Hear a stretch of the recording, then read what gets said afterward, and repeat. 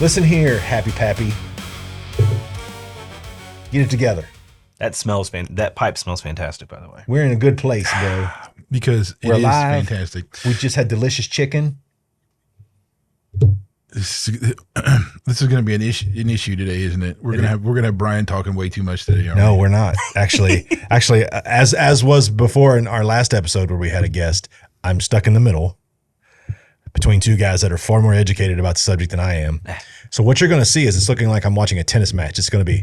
No, it's actually not. And here's the thing.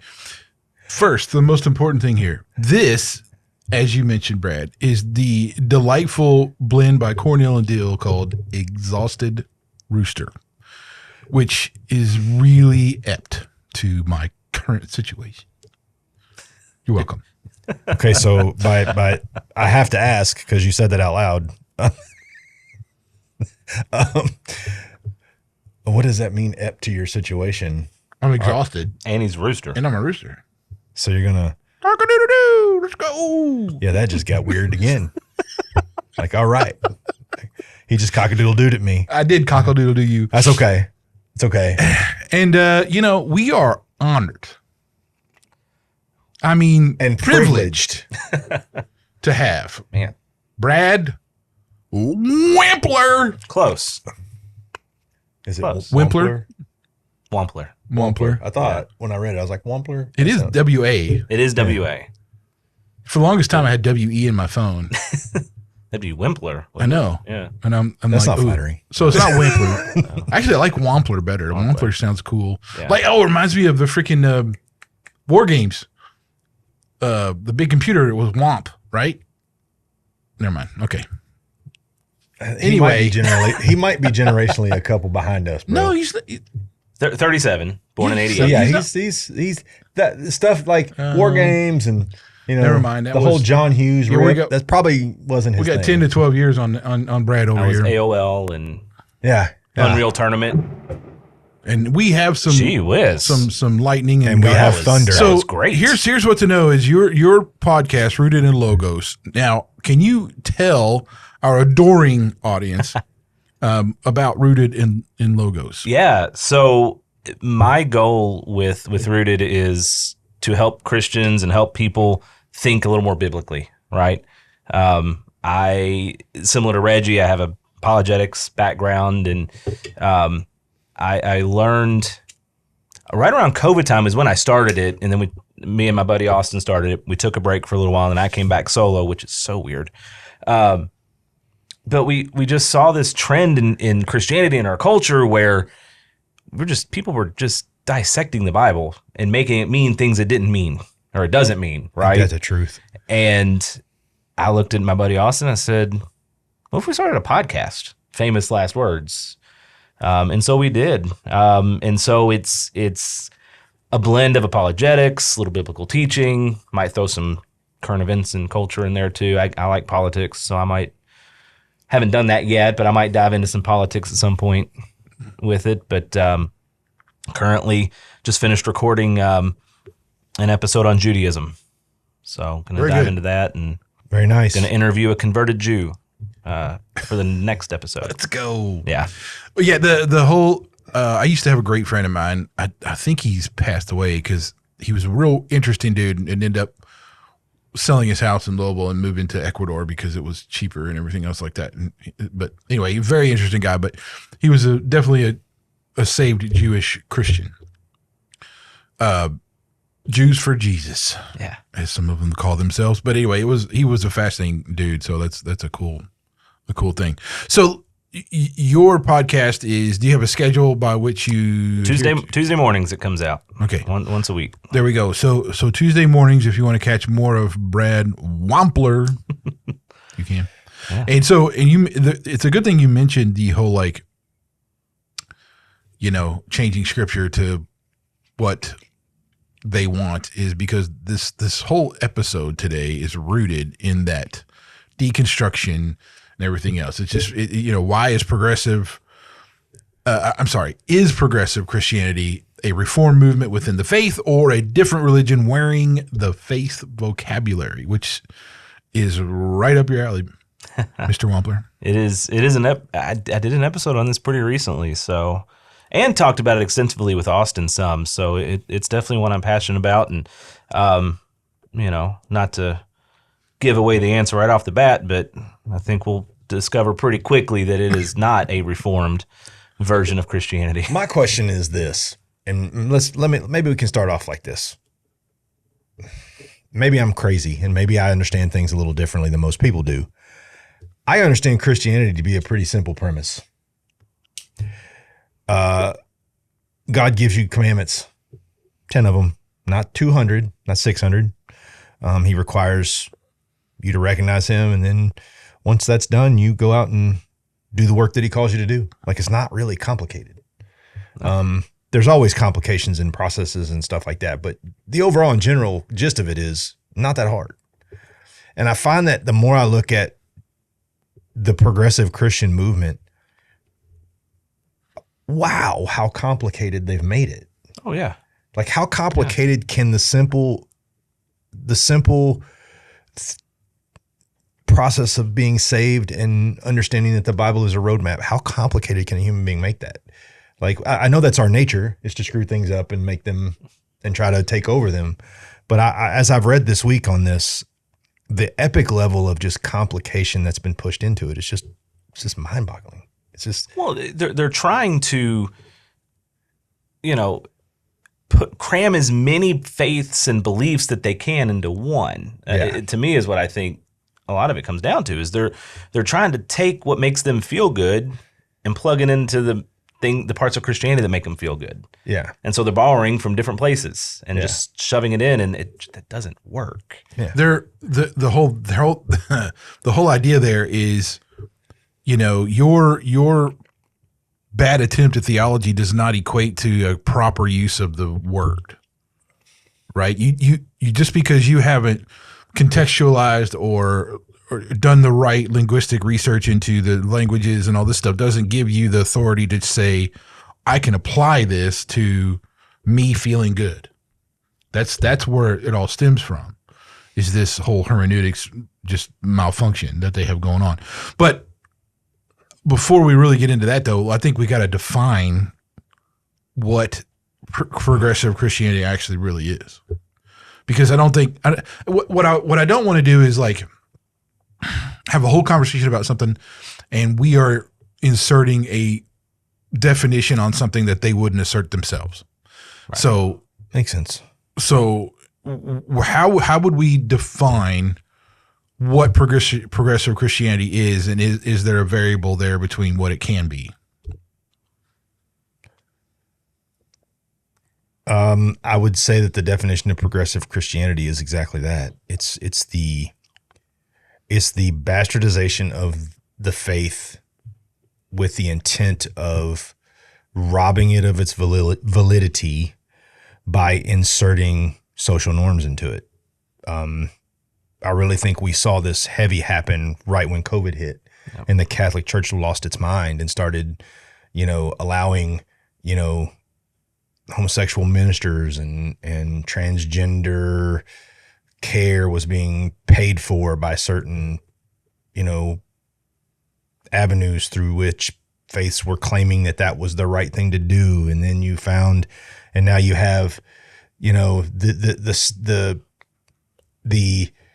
it's the feel good church, and it's God didn't come here to make us all feel good. Christ didn't come here to make us all feel good. Christ came here to offer us salvation and offer us a way to have something to strive for and work for, something that was in his glory, and to adopt us into his family. And nowhere in the Bible does it say, you can only follow, you don't have to follow this rule. It's just a polite suggestion. Doesn't exist. So to me, it's progressive leftist ideology bleeding into the church. Now, we can have a very long argument about why the church is accepting it and why it's almost been so easy, but that's how I would describe the progressive church.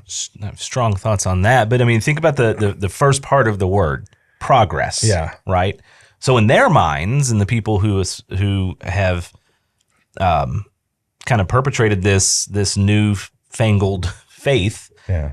they say they're making progress because what we've believed for thousands of years, well, that's old time. They didn't have the information that we have now. Yeah. Right? Yeah. So we know better than they do because we have more technology, more knowledge, more whatever.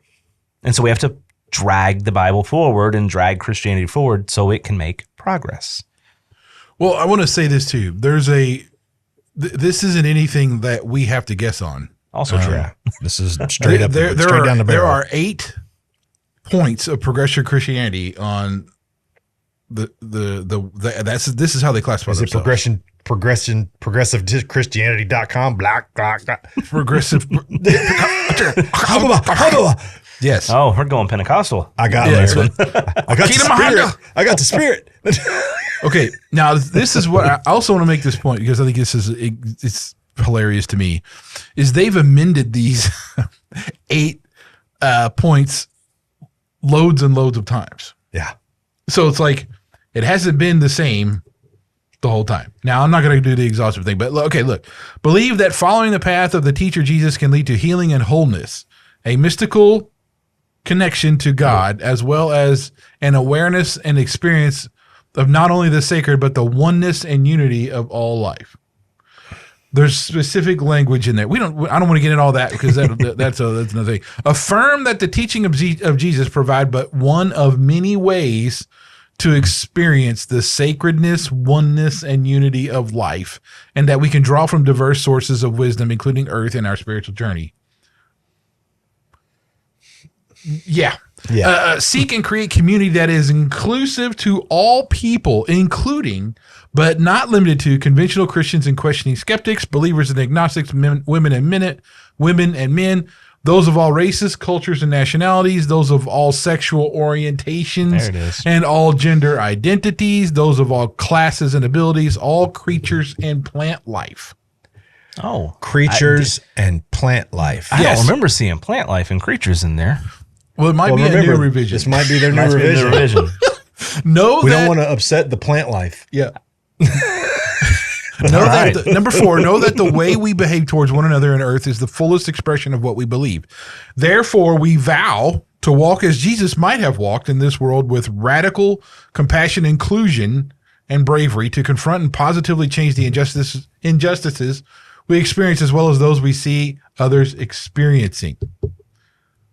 Number 5, find grace in the search for understanding and believe there is more value in questioning with an open mind and open heart than in absolutes or dogma. Walk towards peace and justice among all people and all life on earth. Protect and restore the integrity of our earth and all of creation. Commit to a path of lifelong learning, compassion, and selfless love on this journey towards a personally authentic and meaningful faith. Wow, those were wildly generic. And how can you add the word Christianity to that? I think my favorite part was as Jesus might have walked. Yeah. Okay. Well, okay. The language here is just indicative of a mindset from you could go way back, but it's rooted in Marxism. That's where this language comes from. And then you have Christians sprinkled on top of it to make that sound better. Right. That's how I would probably qualify that. So you have a belief system that is open. You don't have absolutes, so it's relativism. You don't specify anything about having a particular way or that Jesus is the way, the truth, the life. You just say one of many. He is a way. He is a way, right? So therefore, you have just not you've not really defined a branch of Christianity. You've restructured and defined your own religion. Yeah. To me, it almost sounds like the people who will say I'm spiritual but not religious. Right? It's yes. I have this idea of a being up there, and maybe it is Jesus, and he was a great man after all, right? He was very loving. So I'm spiritual. I'm just not religious. I just don't like the church, or don't like him telling me what to do. Yeah, the whole thing about a religion thing is even funny. I mean, it's like Christianity is one of the only religions who don't act like a religion, in that it's more of a relationship forming and a kind of authority assignment rather than it's a do this, do this, do this. Whereas other religions do. They give you steps. Don't do this, do this. Don't do this, do this. Anyway, so that I did want – I'm not going to push back on this, Brian, but I want to say that you don't have to necessarily be a leftist politic-leaning person to fall into this trap. Yeah, you don't. And you see it all the time within the church. You see people who have been long-term Christians who, and I know many of them that have, because I like to call it, social exhaustion, have said, you know what, this don't sound bad. Why can't I believe that Jesus was just a man and he loved everything and he would never have rejected anything and he would never have but this goes back to something I felt for a long time. And I think back when we first started doing episodes, Reggie and I talked about this. I was like, this exhaustion leads to what I like to call not leftism in the church, but liberal invasion, because it's super easy to believe everything's okay. Yeah. It's super easy to believe, well, God wouldn't be mad about that. He just would let that happen. Let's not forget the things that he did in the Old Testament when he was upset. Like, he is a loving God, but he's also a righteous God and a vengeful God, and he is only going to tolerate so much. But I think, for the longest time, and I talked about this a lot, is I didn't understand. Why is everybody going soft? Like, why is everybody giving up the doctrine? Why does everybody believe Jesus was just a hippie? And then I began to understand it's just easier to have that kind of faith because it isn't really faith. It's comfortable. It's comfortable. It's the lazy boy of religion. I mean, right? You read the Bible, and if you're reading it or trying to read it honestly, and you're not reading like the Passion Translation or something like that, like there are going to be things in it that make you uncomfortable. Yeah. Right? That step on your toes, that show you, oh, I'm not hitting the mark in this moment here, or this area of my life or whatever. And we don't like being uncomfortable in the West. No, we do. We don't. We want to be comfortable at all costs. Oddly enough, this is a topic I talk about a lot with my clients, even though we're not technically supposed to talk about religion. I talk about the whole idea of comfort. Mm-hmm. We spend so much time trying to be comfortable. Yeah, that's absolutely right. And the Bible doesn't make us comfortable. And so what do? We deconstruct it. We add all these fancy words. We say, well, he didn't really mean this. He really meant that. Jesus would have just said, come on, give me a hug. And that's more comfortable. We're in a more modern time now. So he would have approached things differently.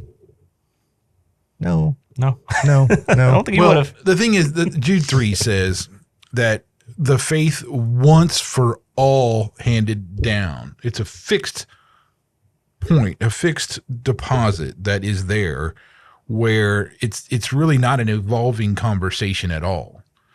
We have a fixed way to look at the biblical narrative. That's right. But I think for me, it's I wondered how they got here, right? So how did we come from I guess it was 1700s, 1800s or something. I can't remember now, but like where did that come from to this traditional church thing, then into this whole, quote unquote progressive thing. And I was shocked that it actually started way back in like 1799 by, he relocated the essence of the revealed doctrine to inner feeling. Yeah, he was the father of liberal theology. So it was Frederick Schleiermacher. Schleiermacher. Yeah, on religion speeches to its cultured despisers. So it actually started way back then. And then you had in the 19th century come Wellhausen and Tübingen, who said Scripture read as an evolving human document, and naturalism enters through the study door. Yeah. Then you had in the 1900, you had Adolf von Harnack, who wrote What is Christianity? Now, this one's a more recent one.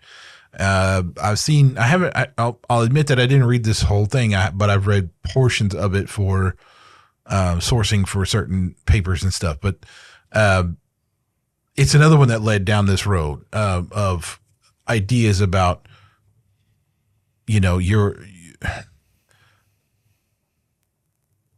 love and like doctrine and all this kind of stuff. It really was pushing more towards this direction we're at now.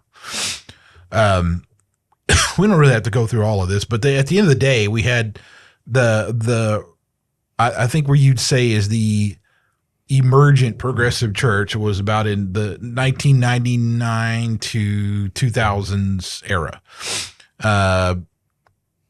particularly with the emergent village, McLaren, Bell, Paget, Jones.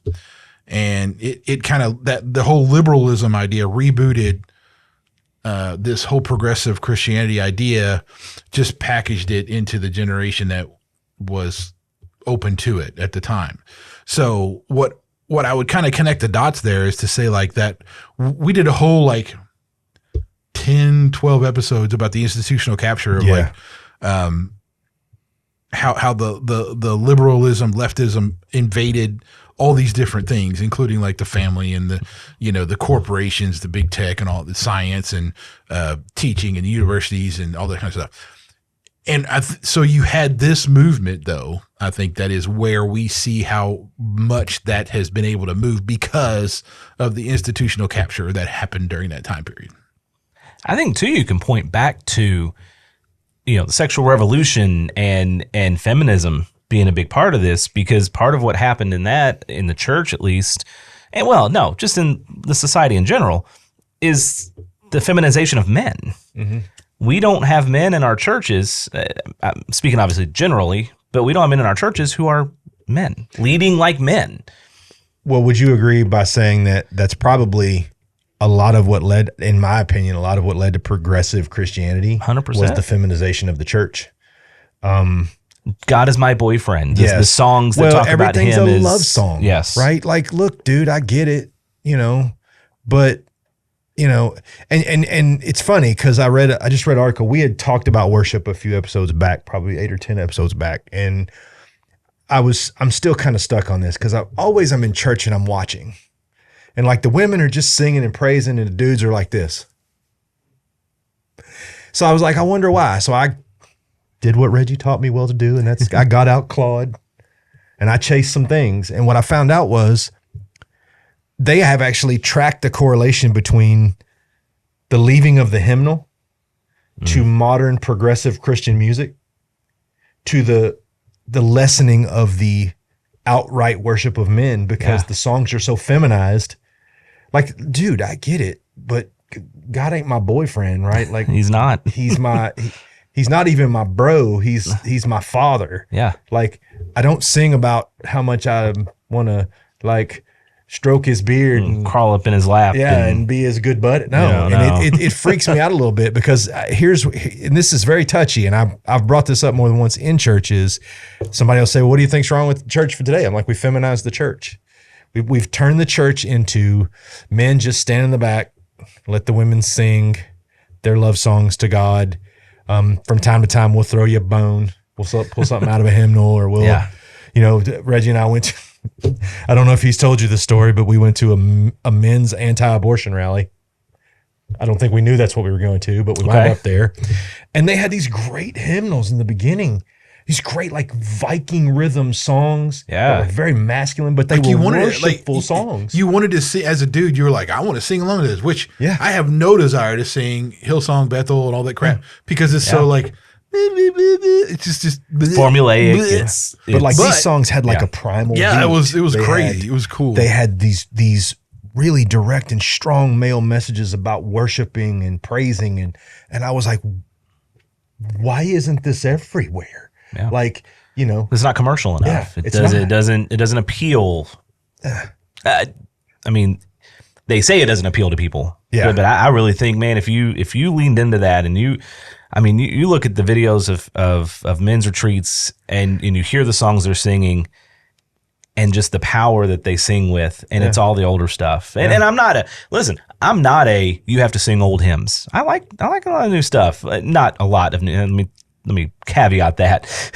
I like new stuff. Like I don't need to necessarily only sing hymns from the 1800s, right?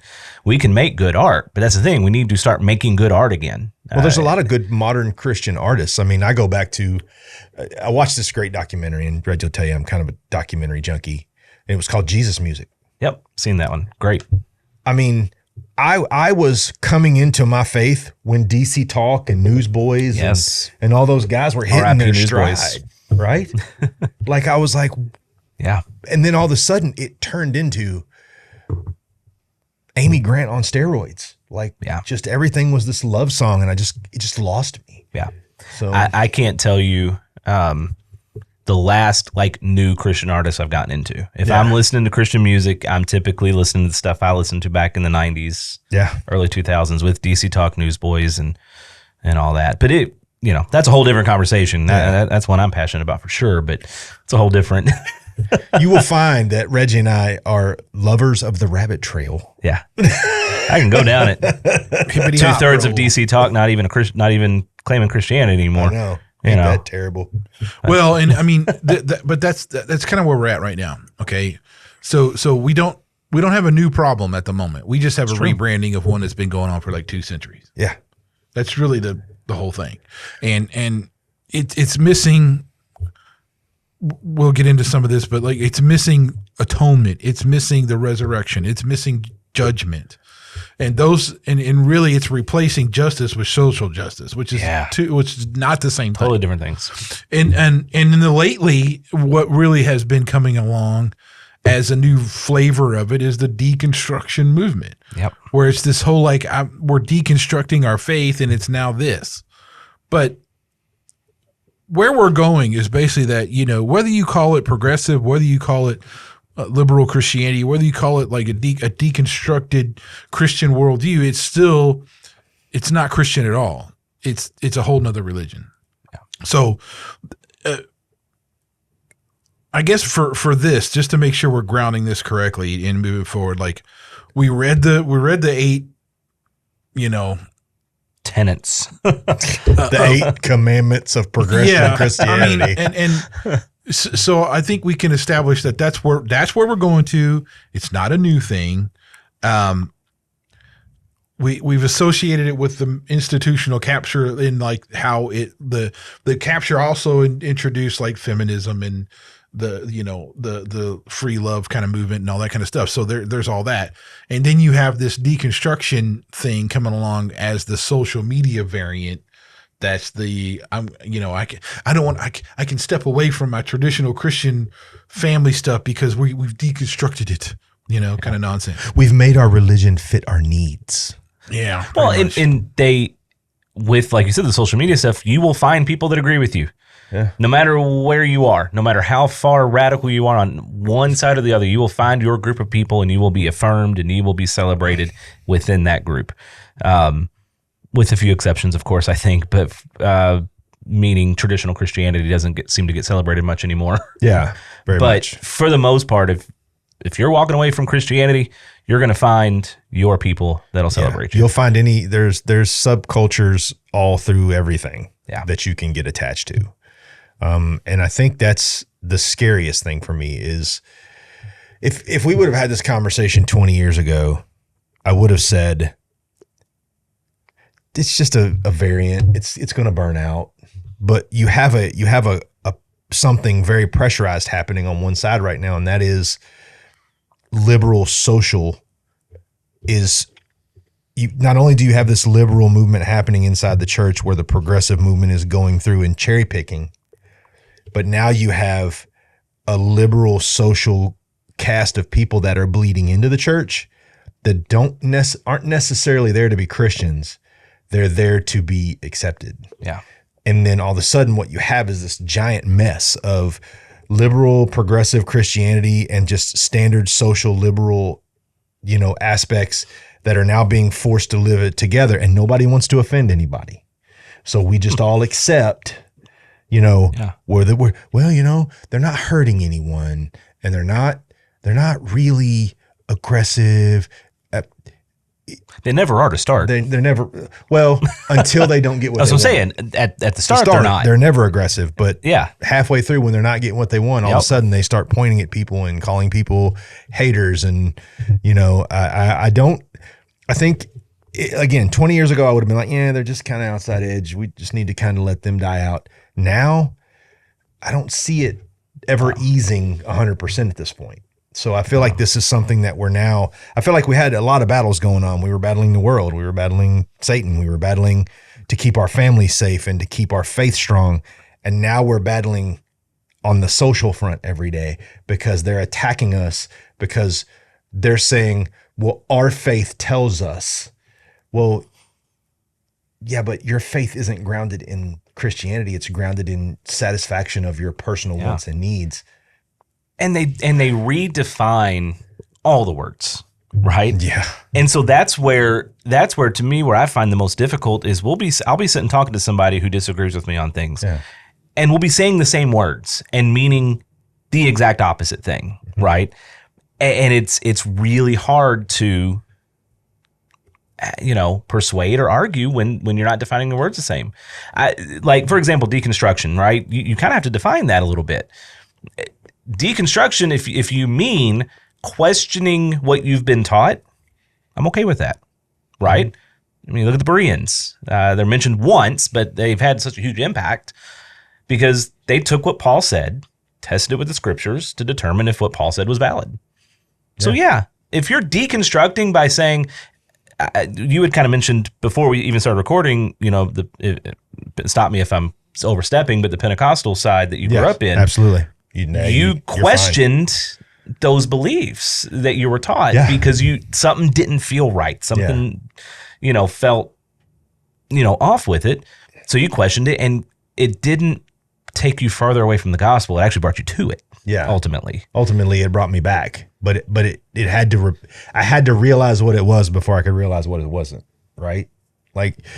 And I think one of the big things we got to think about in this too, in this is, and I say this a lot, and I know how I sound when I say this, and my wife has told me many times, Brian, you got to, but trust me when I've said I've had moments in my life where I've felt the presence of God. I felt the presence of something stronger than myself that has helped me through things. I've lived a really hard life, and a lot of things that I went through, if God wasn't the one keeping me, I'd probably not be here. But we got to stop getting all in our feelings, right? That offends me. Well, no one told you had the right to not be offended, right?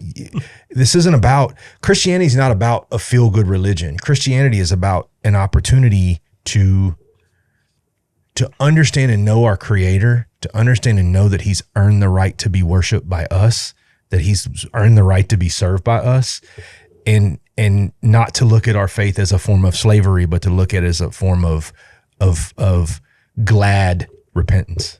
I love the fact that I don't have to hold it all. Yeah. Right. And when I run into that wall, I can just be like, God, I can't carry this anymore. This ain't it. Yeah. But right now we have this feelings fest. Well, I read Revelations and it doesn't make me feel good. It wasn't meant to make you feel good. If you've ever read Revelations, I don't think anybody got to the end and been like, that's the most loving story I've ever heard in my life. It's weird in some spots and uncomfortable. And there's imagery that you're like, I don't even know how to interpret. What about David and the 200 foreskins? That ain't comfortable. All right. Smashing babies against rocks and stuff. That's not comfortable stuff, but it's not put there to insult you. It's put there as the living narrative to help us understand our path. But also, let me be clear, God doesn't need your understanding, right? That's what faith is for, right? We're not all going to understand everything that the book says. My grandfather, who was as far from a Christian as you would have ever met, could recite the Bible backwards and forwards to you, but didn't understand a dang thing in it. Yep. Nothing. My tattoo artist is that way. Yeah. I mean, we have great conversations, and yet there's just something there. Yeah. There's some wall there that prevents the veils that prevent you from understanding. And I think that progressive Christianity is an outward form of saying we don't have to have faith anymore because we can make this whatever we want it to be. Sorry. Well, okay. Bring us back, Reggie. Let me reel this back in, because there has been legitimate writing against this idea, even as and I found the Machen back in 1923. Mm-hmm. He was the assistant professor of New Testament at Princeton Seminary. Okay, and he wrote this thing called Christian and Liberalism. And his opposing argument was just basically that he said that liberalism is not a variant of Christianity, but a different religion rooted in naturalism, made more dangerous precisely because it retains the vocabulary, right? And consequently to our institutional idea, there was also an opposing view at that time by Harry Emerson Fosdick's sermon, and he called it "Shall the Fundamentalists Win?" Right? And that was in the First Presbyterian Church in 1922. Okay. But here's the catch. That was distributed nationally in a pamphlet funded by John D. Rockefeller. Yeah, that's Where's not the bell? surprising. We have a bell. Yeah. Ding, ding, ding. So, I mean, that's that. I don't know. It brings to the whole to me, this is a more viable and important fight, I should say, debate, whatever you want to call it, than if you were to call it Arminian versus Calvinism and premillennial versus amillennial. Pre-trib that just all versus seems like post-trib. It's trivial compared to this. Yeah. This is serious, right? Because it's people parading around saying they're Christians, but they're not following the same Jesus we do. I think that is real. But we got to look at it for what it is. It's a direct attempt to co-opt and vilify what we do and to take it over and to turn it into something it's not. That's really what it is. And I mean, if you look at the word naturalist, it just kind of weirds me out, because what are we talking about? Are we talking about I went to high school with a girl that used to tell me God was in the trees. Now granted, I was in high school and she was cute. Right. I was all about paying attention, but I think about that now and I'm like, is that naturalism? What is this thing where we think that, well, everything is God? No, it's not. So here's what going back to the whole defining thing and what they've actually said. So what they've said, and this is John Shelby Spong, who's an Episcopal bishop, right? Back in 1998, he explicitly said doctrines to abandon: theism as classically conceived, the atonement, he called it barbarian, the bodily resurrection as physical event, and miracles. So just abandon Christianity. He just pretty much gave a demolition list of the things to get rid of out of Christianity and say that's why we're not, we don't need to do with that. Brian McLaren, in a new kind of Christianity in 2010, he had 10 questions, and it reframed authority, atonement, sexuality.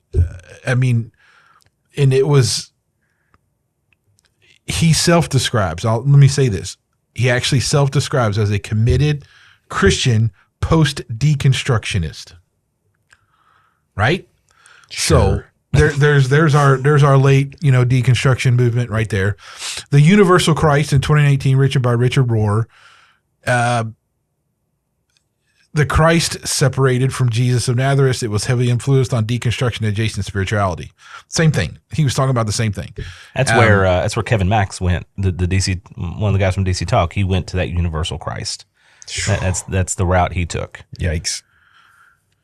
James Talarico, who's the current Talarico. public face. Talarico, whatever. Yeah, I spent a lot of time on him in one of my episodes. Yeah, so that's the current public face of progressive Christian Andy and politics type of stuff.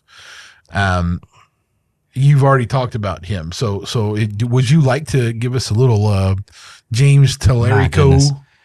So the two things that I kind of focused on and honed in on when he was on, I don't even remember which podcast he was on, but the two things that I really honed in on were he said the Bible never speaks on abortion. And he took the verse that there is neither, now in Christ there is, words are hard, y'all. Yeah, it's catching, man. Yeah. In Christ, there is neither Jew nor Greek, male nor female. So he takes that verse and uses it to say that transgenderism is, I don't know, okay, valid, whatever adjective you want to use, but we should celebrate it, accept it, acknowledge it, and allow it in our circles. What? Yeah, that seems a little. Yeah. Well, I mean, I watched him on Joe Rogan, and I've never seen a guy say one thing and then completely back out and go in a different direction in the next sentence. Like he said, when Rogan pressed him on community, and Rogan was like, well, the Bible talks about community and talks about living in community. And Talarico was like, oh, of course it does. But it doesn't talk about living in community with people that don't like you. Well, What? what? I don't know how that works because there's going to be, nobody likes everybody. Correct. Like, how does that work? There's probably people in my church that don't like me. Yeah. Right. So it's a very strange, he seems to be very dynamically against himself. Yeah. Like, I'm going to say this and then I'm instantly going to, smash myself on the hand and shame myself. And he also talked about, homosexuality and how the Bible never really addresses that. It really meant pedophilia, didn't mean homosexuality. Yeah. Right. I think we've heard that before from people. Not a new argument, but he very well believes it. And what scares me about him, scare may not be the right word, but really what really concerns me with him is there's a guy I listen to on the radio every day, Kentucky sports guy, entertaining show, but he made a comment when Talarico really kind of started rising up to prominence. He said, this guy claims to be a Christian, and he says, Talarico explains how you can be a Christian and a liberal at the same time better than I ever could, and what he says is how I feel. I'm like, well, bro, you just outed yourself. Yeah. As not being a biblical Christian at all. Yeah, way to wreck the bus, man. But that's what concerns me is that people who will look to him and hear him and say, oh, that does sound nice because he's becoming prominent. And say, man, that's how, we can be pro-choice and still be a Christian. We can affirm homosexuality and affirm transgenderism and still be Christian. Again, it's how we define our terms. They talk about affirming means you cannot say anything against it. We talk about affirming as, I love you, but let me tell you the truth. Yeah. Right? I love you as a human. Yeah. As we're called to. As I've always said, I don't hate anybody. Correct. I can disagree with you and still like you. But even that pales, though. I think when you talk about those to really when you redefine the Trinity and when you point like justice and atonement and you kind of deny the resurrection, you're stepping way out of that point. Right. Yeah. Like I could see you still saying the gospel is Christ was the Messiah. He was one of the one prophesied before he lived a sinless life. He died on the cross. He was resurrected and he came back and he's going to come back. I can see you believing that and then being like, well, but we should all be nice to each other and we should all do that. That's still a misinterpretation of scripture, but you're still pointing to the deity and realist defining characteristics of Christ. Yeah. Right. It's when you get rid of justice. It's when you say, there's the morality's different than what God, had planned. He does, or you even call, and this is where this comes in is like the viral posts that come out now with, I remember that Ragamuffin, which I thought was silly anyway.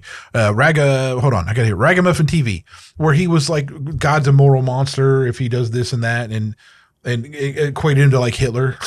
Well, if that's the true. So because of all these things, right? And that's just that. But again, the only way you get there is if you either refuse to acknowledge the actual text, or you conflate the text without having context. Well, it's just like you topple a government. Let's just be honest.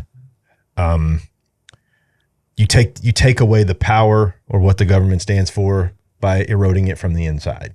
So let's take an example. Stephen Furtick stood up in front of Elevation Church and told 15,000 people that he wasn't 100% sure that Christ was the Son of God. Wait, he did tell people that? Yeah. I missed that. Yeah. There's a whole video on it that he was I'm like, gonna find it. Now he contextually kind of tried to save himself a little bit in the sermon. Yeah.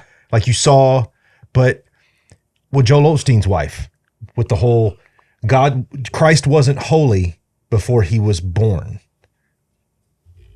I'm sorry. He was a miracle created by Christ or by God. Like, so how is he not holy? Well, not even created. He existed. But the problem being is the way you take away power structure in anything is you demean the thing that is at the core of it, and then you begin to replace it. And I believe that is exactly what progressive Christianity is. It's the destabilization of what has been a working and functioning and fully capable religion, and you want the power that's within it, but you don't want the responsibility that goes along with it. Was it Abe Lincoln? Was it Abe Lincoln that said that America will never fall to its enemies, outside enemies? It'll fall from within. I can't remember the exact quote. Yes. I don't have great service. That's why I'm going to look up something real quick while you guys. Reggie, what do you think? Poppycock. Said that with his pipe in, so that was extra special. Hold on, I'm looking. I'm already looking at something here because I meant to get it before I even got here. Oh, I do have good service now. Look at that. Well, I can't. All right, never mind. The whole thing now. Okay. And I want to pull this back to what we're talking about because and I really want to hone in on this because I think it's really key to this. When you point to God as a moral monster, if you don't have this inclusive attitude, and you point to God saying that, for one, it's really hubris of you, but two, you're pointing to a moral standard that you get from nowhere, and you have to borrow that from Christianity anyway. So in a sense, what you're doing is, and this is, C.S. Lewis is one of my heroes because of this very argument, but you can't have a moral standard that is based on the religion that you say is a moral monster that created it. That is a cyclic nonsense. I mean, it just doesn't make any sense. And for one, it's a complete and utter just hot garbage reading of the text, right? So, and then you have that John 14:6 move that they're doing, which is like the no one comes to the Father except through me.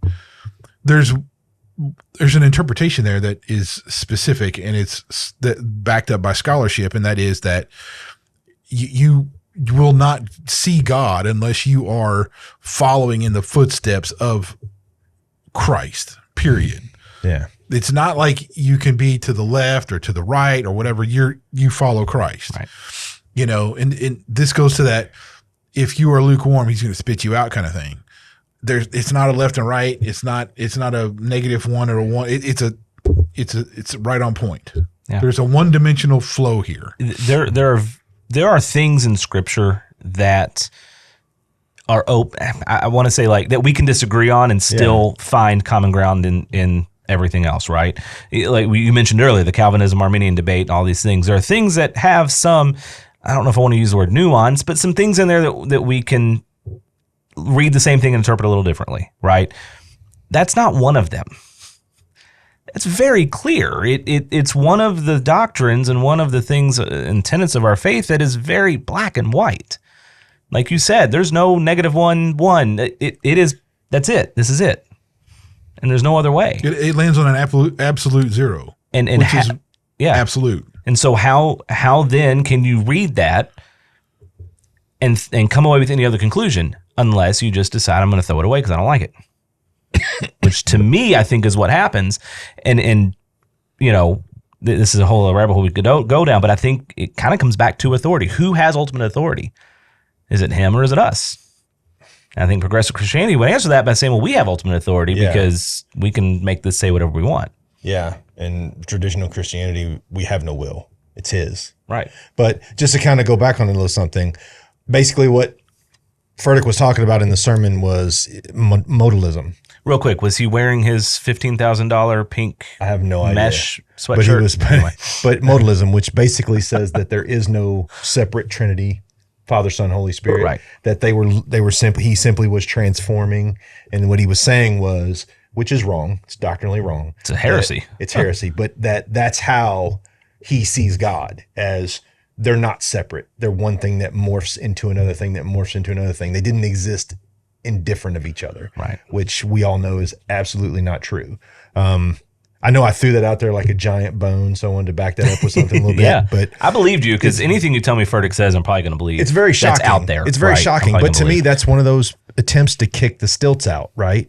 Well, the Trinity, that's what everybody's believed for so long. Well, let's believe in something else. Let's just say that God isn't three people. Let's just say it's God and he's transmutating and doing all these things. And it really is. I mean, when I talk about this, when I got into studying for this, and when Reggie sent me the outline, and I was like, I'm going to study this hard. And I did for like days. I don't think I went to bed before 1:30 one night because I was like, I need to understand what's happening. And I started to get into all of the different things that were happening in the progressive church. What I started to realize was it's linked through everything. So think about it. Prosperity gospel is a form of progressive Christianity, right? Yeah. We're gonna make God an ATM, right? We're gonna say, well, if you believe this, then by golly, God will drop $1 million on your front porch. Well, guess what? I prayed for it, and God didn't give me $1 million, and I'm not really upset about it. Like, I don't know that I would do good things with $1 million. I'd probably buy boats and like do stupid stuff. But you would buy a boat, right? I would. You've never been a boat person, but you're going to buy a boat. If you got the money, why not? If you have $1 million, you're a millionaire, buy a boat, man. Buy a boat. I can learn to be a boat person. I'll buy a captain's hat and like a little ascot, and I'll buy me some boat slippers, and Just say it. Okay. I'll play Sailing by Christopher Cross as I've crashed the boat into the dock because I don't know how to park it. I'm cool. I got you. Yeah. I got you, man. But anyway, but I think what I'm trying to say through all of this is, and you think you've shined a light on this, Reggie, really well, is that this has been just like the indoctrination through the all of the college, through the media, through everything else. This is just another avenue of it. Because now what we're seeing is, we're seeing people say impossibly difficult things. Like, one of the things that's always bothered me, and it was a form of separation, was black churches and white churches.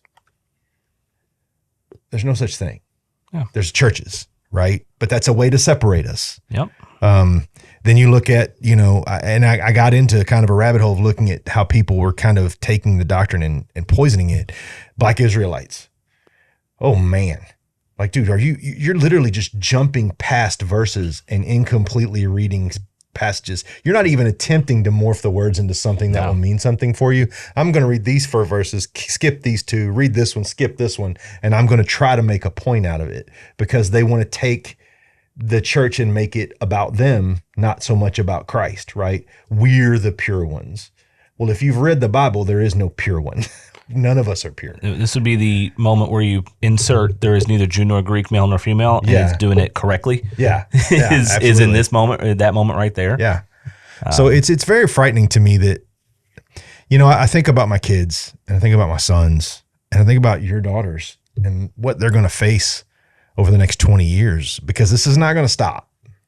This isn't going to go away, because I think they've made enough headway into it to where they're honestly, there's a big foothold. Look at some of the largest churches in America, all progressive Christian churches. Yep. You know, you have tens and 15, 20,000 people showing up every Sunday to listen to your nonsense. And it's just nonsense. Your motivational speech. Yeah. At best. You are a glorified 30-second Instagram motivational reel is what you are at that point. You're not a Christian. Anyway. Are you good now? I'm good, man. Did you get that out of your system? I'm off my soapbox now. I'm sorry. Okay.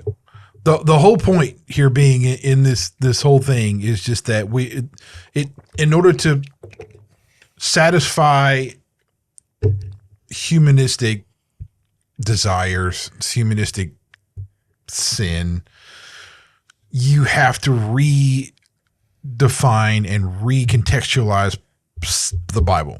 You can't just leave the Bible as it is and come out with the conclusions they do, right? And I think that there's a reason why, Winger and Childers did a 23-part response series to that 20 manifesto by Ragamuffin, is because it's not hard. You just have to go through and do it, but it's there. And you can reference that if you want to, by the way, it'll be down there. But the tools you use here are critical. And it's not like, I want to say this too, it's not like progressive Christianity doesn't have scholars, quote unquote. They do, but I think it's, and I'm going to go out on a limb here and say there's a specific thing they're doing, and that is their first thing is to say the traditional or the current accepted scholarship is insufficient to fulfill this view that they hold. So it's like, to me, the only way I can, and this is my opinion right now, not like a sourcing thing, but like, to me, it would seem like if you're doing kind of what modern science has gotten the trap of, and that is you're given an agenda and you're saying, I need science to back this agenda. So do your research and lab work to get this agenda confirmed. To throw out some theological terms, it's exegesis versus eisegesis, right? It's your exegesis being, I want to read the text and learn what it says. Yeah. What is the text saying? In context, in its historical, in the historical context that it was written in. How can we apply that to us today? Versus eisegesis, where it says, okay, I want to believe this, therefore I'm going to read the Bible to make it exactly what you said. Read the Bible to make it fit what I want to believe. Mm. And that it's how we get this argument that the Bible never talks about abortion. It's how we get the argument that when it says homosexuality in the Bible, it really means pedophilia. Yeah. Because we're reading that into the text. We're reading ourselves into it. It's what it is, and I think it started, back in youth group for me. Well, what did that verse mean to you? That's not the question. The question is not what the verse means to me. What does the verse mean? What does it mean, and then how do we apply it? Well, I think that comes from a misnomer, too, from a lot of ministers that think that by asking those type of questions that they're progressing someone's understanding of the word, and the misapplication of it being a living word. It's not a living word as I can read it and you're going to ask me a question, suddenly some revelation is going to come from it. I've read David, the story of David 100 times. I've got, at different times in my life, I've gotten different things from it. But that doesn't mean that the context of what you're reading is not the same. Right. And I think that part of that is, and I see it all the time, especially in youth ministers, because what they think they're doing is provoking reaction to cause deeper learning. What you're actually doing is you're taking to someone who doesn't have a clear understanding of the Bible, and you're getting them in their feelings a little bit, and you might be in the wrong spot, right? Yeah. Anytime that I've ever had a conversation about anything in the Bible with anyone, I've tried very strictly not to stray from the meaning of the words. Right. Now I've had people come to me and go, man, I read that last night, and you're right, but I also felt this. Well, that's the living word part, right? Yeah, that's it. That's the exactly living word part. Yep. It's not that you're going to be reading it and the words are going to morph and all of a sudden it's going to have a hinted meaning. That's not how it works. We have mechanisms to kind of correct ourselves here. This is the this is where I get really, I guess, pinpointed. We have great scholars, great preachers, great people that have produced an insurmountable amount of material about what the Bible says and what it means and all these things that be exhaustive, decades upon decades of the people putting their entire lives into the book that comes out with, like Dr. Gary Habermas has spent his entire academic life on the resurrection, and his freaking latest 4 volumes on the resurrection is unequivocally the most exhaustive and just it is immense what he's done with the resurrection to both not just what it is but why and how and the proof and everything. And it's an academic exercise in a penultimate pursuit of his lifetime. Mm-hmm. And then you're going to say, well, we're going to disregard all of that and now put our own little spin on it and do that kind of thing is just ridiculous. And it's not even intelligent. It's just stupid. And I think a simpler way, I'm not saying everybody's got to go read the 4 volumes of his masterwork, because they are literally thousands of pages and it's, very, very hard to get through. But I just look at the 5 solas, right? And these are kind of like from the Reformation movement, right? So when you look at sola scriptura, through scripture alone, that's debated and is itself the thesis they throw away, because it's not just scripture alone; it's their feelings and their perspectives and their worldview that has to be in place. It's not sola gratia, sola fide. It's not by grace alone. It's not, because they have to have this self-improvement religion involved and all that kind of stuff. It's not solo Christus. It's not, because it's not through Christ alone, because he's not the Jesus that you thought he was. It's just like, if you just take those 5 and the glory alone to Christ, even that Deo Gloria is just those 5 simple statements can completely dismantle the whole idea of progressive Christianity. They found it on everything else. There's no justice. Truth is relative. Morality is relative. Yep. So then, well, it's that idea that all pathways lead to the same mountaintop, right? They look at all religions and they say, well, yeah, we're all trying to get to the same God, so it's just the same path, or it's just a different path up the same mountain. Yeah. And because again, that makes us feel good, right? Yeah. And this is what I learned this, and it was confirmed. I'll say this: I had this belief before I went to school, but at Liberty, it was hard confirmed. Like, it was evident that theology done well with all the tools you're talking about, grammar, lexicons, historical context, canonical context, commentaries that were respected, that are looked at from the lens of academia, yields a whole meta narrative that is itself verified, right? Yeah. Without those tools, if you don't apply those things, the whole meta narrative doesn't make sense. You can't just read the text, have your own interpretation without going through exhaustive. I won't say that you can't just read it. That's not what I mean. I'm just saying, like, you can't rectify and hit the meaning of the actual meta narrative itself in its entirety with the connections that it has between Old and New Testament and between prophecies and between looking back and the exegesis and everything else. You cannot rectify the entire text itself without having the proper tools to do so. If you take one of those tools out and you don't use them, or you just don't think it, that you get a different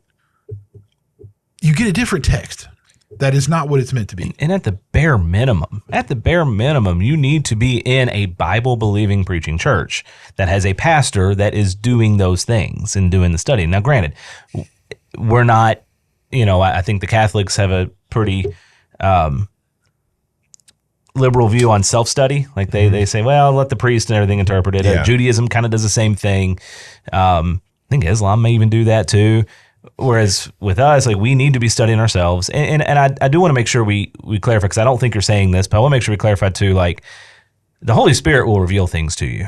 And the Holy Spirit will, have a lay person grab the Bible, read it, and he'll reveal things. And that's what you're talking about, the word being living and active. Not revealing what we want it to mean, but revealing what it means and revealing the truth that we are a sinner in need of a Savior. It won't contradict itself. And it will not contradict itself. Well, and you have the third, more basic problem of we are not built to understand all of God's wisdom. We're not capable. Yeah. So anybody who wants to sit down and read the Bible and say, I can make sense of every single passage, it's just not true. No. Even the most scholarly of people, there are things in the Bible that are far beyond their level of understanding, right? So that's where faith comes in. Like I read my Bible and there are things that I read and I'm like, woo, that was a little rough. Yeah. But I'm like, well, God, you obviously needed me to see that. So I'm going to treat it as such, right? Yeah. Because my faith tells me that that's where you wanted me to be. I think we got to get away from this dangerous egotistical stance that, well, I understand it, and I'm sorry that you don't understand it. So let me interpret it for you. No, you don't know as much as you think you know. It's true. And that's a dangerous way to be, right? Like nobody knows everything.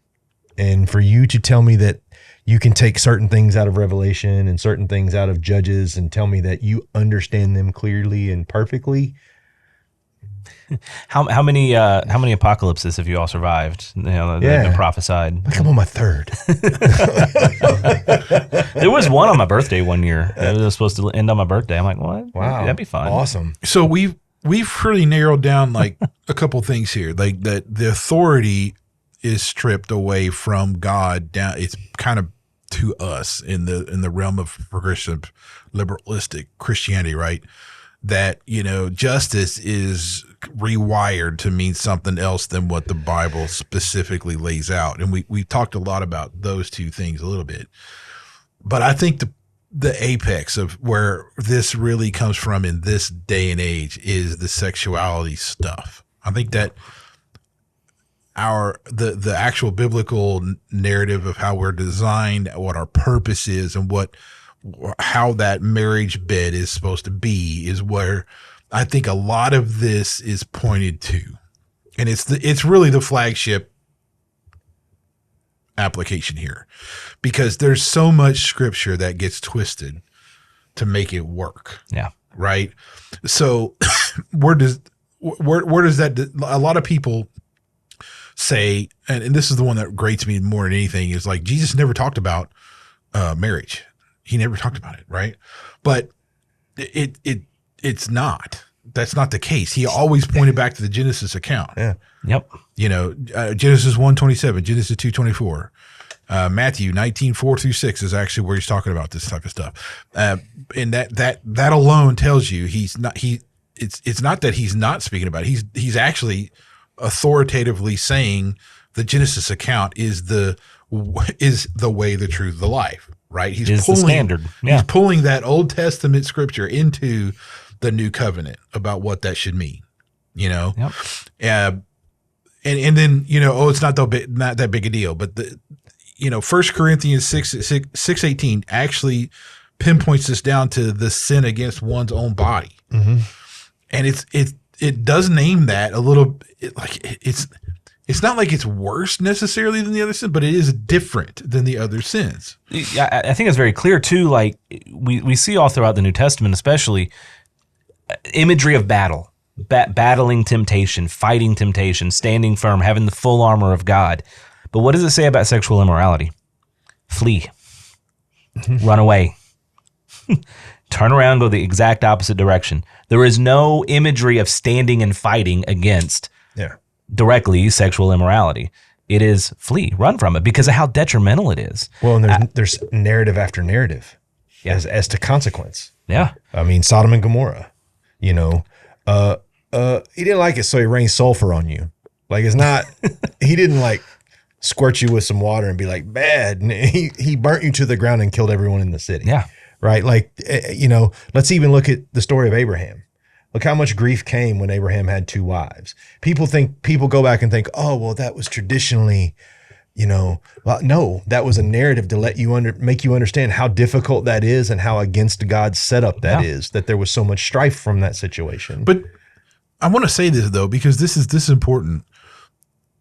The thing about sexual sin though is that in this, it's really close together about like, it calls it what it is. It's a sin against your own body. It's supposed to be fled with, but it's really like, what is it? 5 verses away where it says like, but you were washed. Yeah. Right. Mm-hmm. So it's like, what I think is cool about this whole thing about that is that it tells you, hey, look, you need to flee from this. But then at the same, and it's telling you too, hey, trust in me, follow me, you will be washed clean. Yeah. Right. So it's like, it doesn't just shut the door and say, oh, you're terrible. Get out of here. Yeah. It says, no, flee from that. Come to me. My blood washes you clean. I mean, that's to me, that's a freaking magnificent thing. Yeah. Because so a little context, and I know Reggie knows this. I work in substance abuse. I work as a therapist in that field right now. And I in the midst of this career path, I've done some research and some studying just on the science side of things. I'm not a big science guy just because I'm not smart enough to grasp a lot of it. But what I find fascinating about the brain is how addiction kind of works and what it does to your brain physically and the actual physical structure. Sexual sin, specifically pornography, does the exact same thing. That's one reason why we're told to flee from it, because it creates these neural pathways in our brain that mimic heroin and meth, those same kind of chemical reactions that we get when we take these substances. Pornography does that for us. And it is detrimental. It ruins everything that it touches. Ruins marriages, ruins your view of sex, right? It completely taints what you think a healthy sex life should be. I should not have one. I'm not married, right? Like, and pornography would taint that for me. Yeah. If I went down that path again, right? Yeah. But we've all been there, man. Of course. See, this is where I think the modern church is like needs a definite overhaul. And I'll say this is a little off script here, but like we have created this.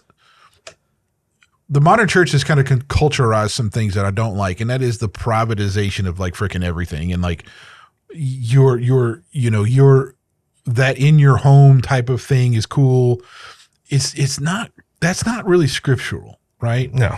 And I think that a lot of times, I don't think in our generation, maybe it's a little different because I think we know we've done some stuff, like I guess let me speak plainly for me. Like I know where I've been, like, and I know what I've done. Right. Yeah. And I know what I think, like, sure. Have I been a pornography user and proficiently one in the past? Yes. Have I had sex before marriage? Yes, I've done that, right? I mean, have I done things, all kinds of things, right? That I'm not really proud of but I don't. So like, do I approach the people in church if they need help with some of this stuff? Do I look at them and say, hey, look, you don't really belong here, this kind of thing.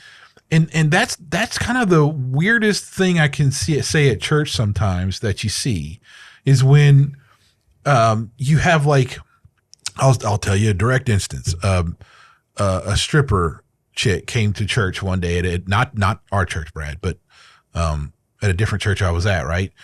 And the looks that this young lady got because her attire wasn't quite what people thought. I was about to strangle and start slapping people. There is a great line in an old Casting Crowns song that says, God's got to change her heart before he changes her shirt.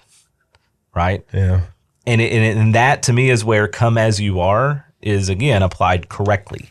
Well, church you come as you are, but you don't stay where you are. Church should never be a place, I don't care who you are, that you need to hide the severity of your condition. Correct. And I think that's where I get really frustrated is when someone walks in and everybody has got that eye you should be able to walk up to a deacon or an elder or a member of the church and be like, hey, I drank myself to sleep last night. I smoked myself to sleep last night. I had sex with someone I wasn't married to because I was trying to find comfort. And we need to look at that for what that is. And that's not God giving us an opportunity to be like, okay, but you're here now. So let's work on why you're here now. And this is the same applied to the alphabet soup people, right? Like you should be welcomed in a church, period. 100%.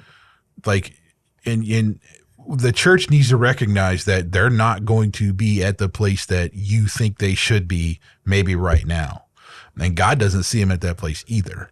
Who can save them if not Christ? Exactly. Right. So, because I always lean into this, like once you decide and you've taken up that cross and you're following him, you're sanctified. But that doesn't mean you're continually being sanctified. Like, it's not like you then become a perfect human being at that point and you never sin again. Yeah. That is not possible. No.